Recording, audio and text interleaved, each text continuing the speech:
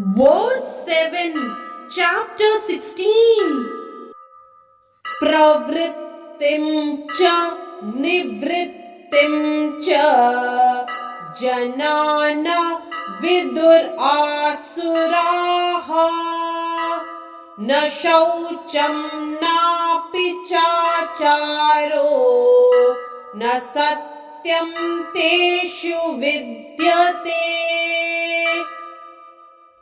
In this verse, Sri Krishna says to Arjun, those who are demoniac do not know what is to be done and what is not to be done. Neither cleanliness nor proper behavior nor truth is found in them.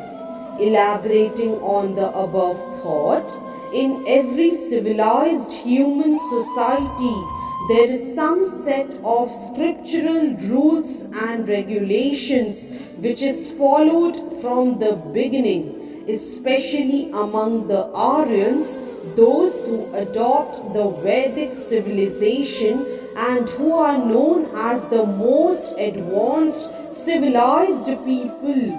Those who do not follow the scriptural injunctions are supposed to be demons.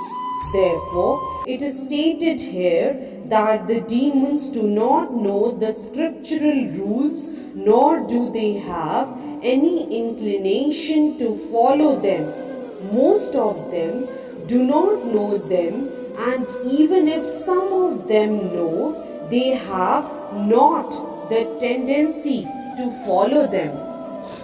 They have no faith, nor are they willing to act in terms of the Vedic injunctions. The demons are not clean either externally or internally. One should always be careful to keep his body clean by bathing, brushing teeth, shaving, changing clothes, etc.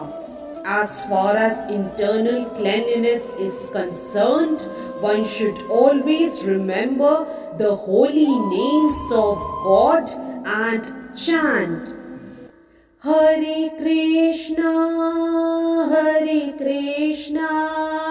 Krishna Krishna, Hare Hare, Hare Rama,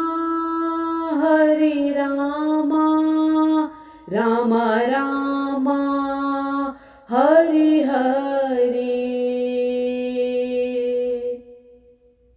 The demons neither like nor follow all these rules for external and internal cleanliness. As for behavior, there are many rules and regulations guiding human behavior, such as the Manu Samhita, which is the law of the human race.